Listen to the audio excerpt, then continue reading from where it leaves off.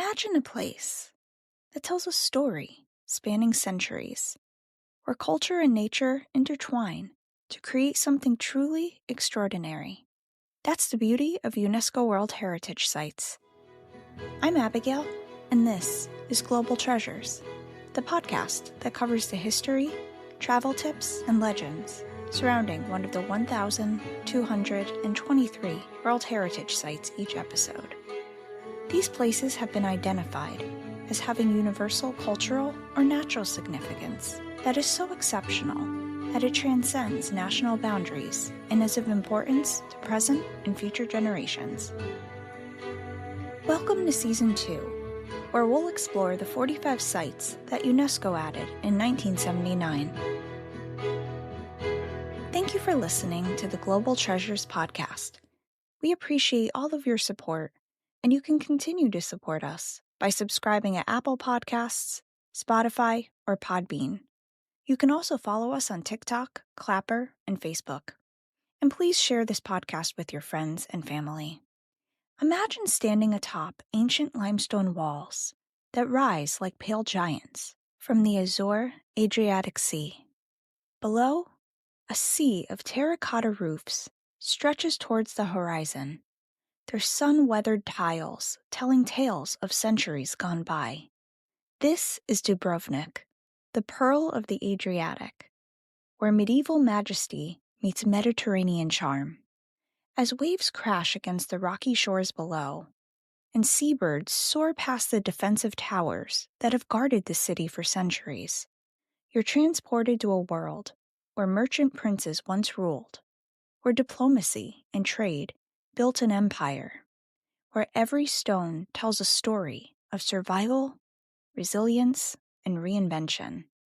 In this timeless sanctuary, where the past whispers through narrow limestone streets and echoes in torch-lit squares, you'll discover a city that has weathered storms, both literal and metaphorical, emerging each time with its spirit unbroken and its beauty undimmed. Perched on Croatia's southern Dalmatian coast, Dubrovnik stands as one of the world's most perfectly preserved medieval cities. This UNESCO World Heritage Site, historically known as Ragusa, represents far more than just stunning architecture. It embodies the spirit of a city that maintained its independence through centuries of tumultuous Mediterranean history. The old town, completely encircled by nearly 2 kilometers of massive defensive walls, showcases an extraordinary blend of Gothic, Renaissance, and Baroque architecture that has survived earthquakes, wars, and the passage of time.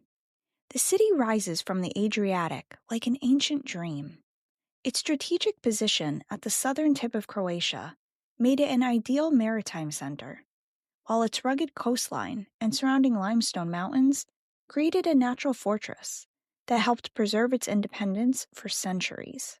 Today, this natural setting continues to captivate visitors as the crystalline waters of the Adriatic lap against ancient stones, and the surrounding Elefidi Islands create a stunning backdrop to this architectural marvel. Dubrovnik's architectural heritage reads like a textbook of medieval and Renaissance urban planning, where every element served both practical and aesthetic purposes. The city's crown jewel is its remarkable system of walls and fortifications, stretching almost 2 kilometers around the town. These massive barriers, reaching up to 6 meters thick on the landward side, aren't mere defensive structures. They're a testament to medieval engineering and the city's determination to protect its freedom. The walls incorporate a sophisticated system of towers, bastions, and forts, each positioned to provide maximum defensive coverage while creating an imposing statement of power to any would-be invaders. Within these protective embraces, the Sponza Palace, a survivor of the devastating 1667 earthquake, stands as one of the finest Renaissance buildings in the city. Its elegant arched atrium and carved capitals now house the National Archives, preserving centuries of Dubrovnik's written history within its stone walls. The palace's facade combines Gothic and Renaissance elements in perfect harmony, reflecting the refined taste of nobility. The rector's palace, a Gothic Renaissance marvel, tells the story of the city's unique governance. Here, the elected rector lived and worked under strict conditions that prevented any single individual from accumulating too much power. The palace's ornate staircase and finely carved capitals speak to the wealth and sophistication of a city that valued both beauty and pragmatic governance. The building's evolution through various architectural styles mirrors Dubrovnik's own history, with each addition and renovation marking a different chapter in the city's story. Religious architecture plays a crucial role in Dubrovnik's architectural landscape. The city's Baroque cathedral, rebuilt after the 1667 earthquake, houses precious relics in its treasury, including works of gold and silver that survived the catastrophe. The Franciscan monastery contains one of Europe's oldest functioning pharmacies, dating back to 1317. The Dominican monastery, resembling a fortress from the outside, reveals its true nature within through a stunning Gothic Romanesque church and an extensive art collection. The city's water system, designed in 1438, represents one of medieval Europe's great engineering achievements. The Great Fountain of Onofrio, with its 16 carved masks spouting fresh water, still stands as both a practical amenity and an architectural centerpiece. Together with the smaller fountain at the other end of the Stradone, Dubrovnik's main street, it forms a part of sophisticated medieval infrastructure that helped the city survive numerous sieges. Dubrovnik's history is a masterclass in survival and diplomacy. Born from the ashes of the Roman city of Epidaurus in the 7th century, the settlement that would become Dubrovnik grew from a refugee haven into one of the Mediterranean's most sophisticated maritime republics. Archaeological evidence reveals even earlier inhabitants, with findings of ancient coins from the 3rd and 2nd centuries BC, suggesting a rich prehistory that set the stage for the city's later prominence. The city's golden age began in 1358, when it gained relative independence as a vassal of the Kingdom of Hungary, marking the birth of the Republic of the Ragusa. This period saw Dubrovnik perfect the art of diplomatic balance, maintaining its independence through careful negotiation and strategic alliances. The Republic paid tribute to the Ottoman Empire while fostering trade relationships with Western European powers, creating a unique position as a bridge between East and West. What followed was a remarkable period of prosperity, built on a foundation of maritime trade. The Republic's merchant fleet rivaled that of Venice, with ships sailing as far as England in the west and India in the east. The city's merchants established trading colonies throughout the Mediterranean and beyond, building churches modeled after their hometown's architecture in distant lands. The Republic was remarkably progressive for the time, abolishing the slave trade in 1418, long before many other European powers. The city established one of the world's first quarantine hospitals in 1377, demonstrating an advanced understanding of public health. Its diplomatic networks were so sophisticated that Dubrovnik maintained consulates in more than 80 foreign ports, while ambassadors from major European powers maintained permanent residences within its walls. The city's motto of libertas, freedom, wasn't just a word. It was a living principle that guided its development and diplomacy.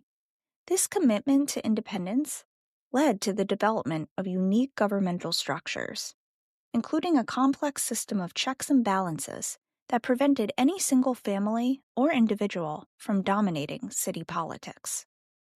The Great Council, composed of noble families, and the Senate worked together to maintain stability while promoting economic growth and cultural development. The Republic's decline began with the catastrophic earthquake of 1667, which killed over 5,000 citizens and destroyed much of the city. The rebuilding effort that followed demonstrated Dubrovnik's resilience, but the city never fully recovered its former maritime power.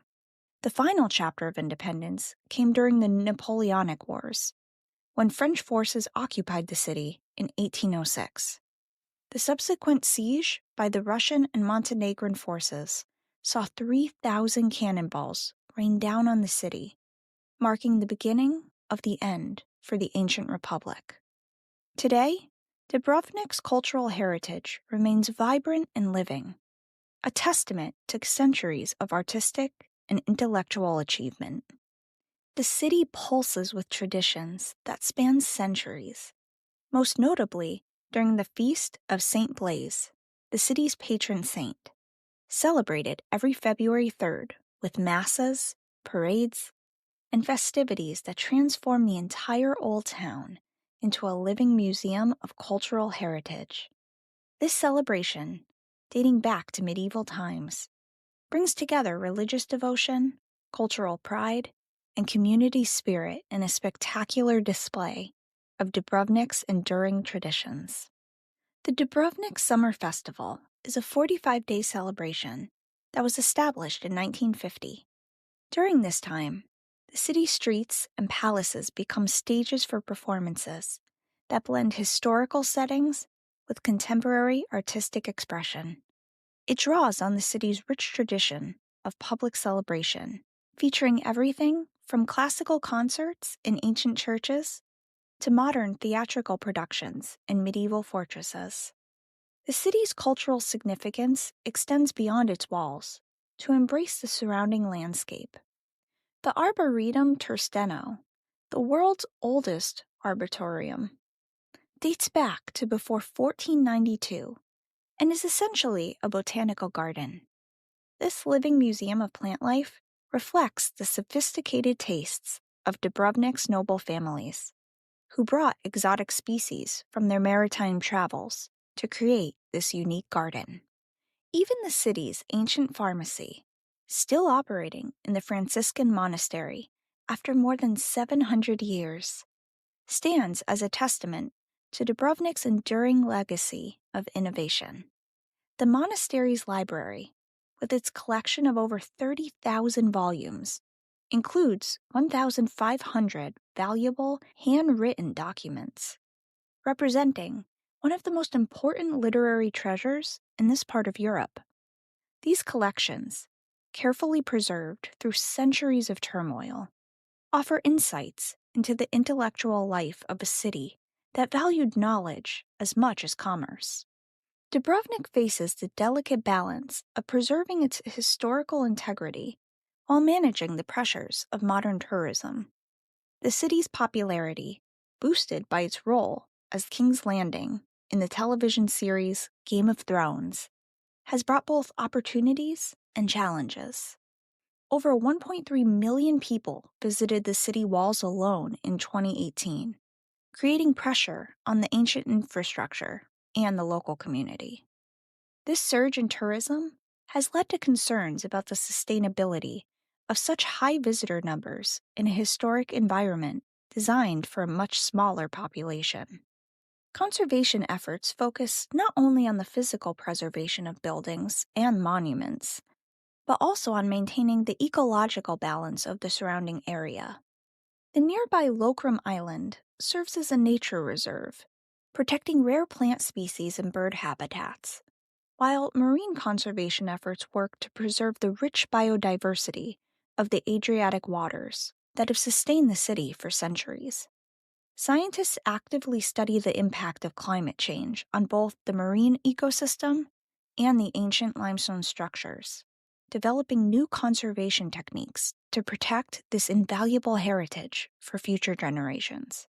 The city has implemented various measures to manage tourism sustainably, including limiting the number of cruise ships that can dock each day and developing strategies to encourage year-round tourism rather than just seasonal peaks. These efforts reflect a growing awareness that preserving Dubrovnik means not just maintaining its physical structure, but also protecting its living culture and the quality of life of its residents. The city's sophisticated water system, completed in 1438, was an engineering marvel that included 2 public fountains that still stand today. This system, one of the earliest of its kind in Europe, brought fresh spring water from nearly 12 kilometers away through an aqueduct that utilized clever engineering to ensure a consistent water supply, even during sieges. The Roland statue in Lusa Square, erected in 1418, served not just as a symbol of city autonomy, but also as a practical measure. Its forearm was used as the official unit of measurement in Dubrovnik, equal to 51.2 centimeters. This shows the Ragusa's approach to civic life, where even decorative elements served multiple purposes. The city's diplomatic achievements included being among the first states to recognize the independence of the United States, reflecting its enduring commitment to the principles of liberty that guided it throughout its history. This legacy is also evident in the city's historical archives, which contain correspondence with numerous European courts, and even letters from Queen Elizabeth I of England. These values continue to resonate through the stones and stories of this remarkable city, making Dubrovnik not just a monument to the past, but a living testament to the enduring human spirit. Each corner of the old town holds secrets waiting to be discovered, from hidden gardens perched atop the city walls to ancient stone carvings that marked the homes of medieval guilds. Even today, archaeologists continue to make new discoveries beneath the city streets, adding fresh chapters to Dubrovnik's already rich historical narrative. And if you want to visit this beautiful city, there are many ways to get there, ranging from cruise ship to train to flying or driving. If you're flying in from another country, you'll want to fly into Dubrovnik Airport and take the airport shuttle into the Old City. It's pretty inexpensive and is only a 30-minute ride. You'll find that there are tons of options for hotels, bed and breakfasts, and homestay options that range from affordable to extremely upscale. Within the Old City, you can book a walking tour. Or again, if you're a fan of the Game of Thrones TV show, you can tour all of the spots where they filmed. The historic city wall, with those incredible views, is worth lacing up your shoes to walk the 1.5 miles around. Explore the narrow streets filled with shops, restaurants, churches, and museums. Sponza Palace, which I mentioned before, is a 16th century palace worth visiting as well. Other things to do include taking a cable car ride above the Adriatic to the top of Mount Isardi. Sea kayaking is popular here too, and if you're into spooky stuff, the former convent of St. Clair will be of interest to you, as it made international news years ago when a video was posted online showing a ghost caught on camera, or supposedly. You can find videos on YouTube if your curiosity is piqued. As you navigate the city, you'll find that while Croatian is the primary language, much English is spoken in touristy areas. This site is a hub for cruise ships, with almost 2 million visitors annually. So know that if you're going to visit during the spring and summer, it will be busy. The weather in Croatia is lovely, with warm summers that peak at about 86 degrees Fahrenheit, with winters getting as low as the 40s Fahrenheit. The summer doesn't experience much rain, though. When it comes to food, everyone says oysters are the must-do, because they're plucked fresh from the Adriatic Sea daily. Black risotto with fresh seafood is another standout option. Notice the menus will be seafood-heavy, given its location. Whether you are exploring the food or walking the streets once wandered by famous figures, Dubrovnik's unique cultural heritage makes it a must-do for any traveler. Join us next time as we travel to the Palace and Park of Versailles, a UNESCO World Heritage Site that is a former royal residence for numerous kings and none other than Marie Antoinette. Until then, keep exploring, keep wondering, and keep treasuring the remarkable diversity of our world's heritage.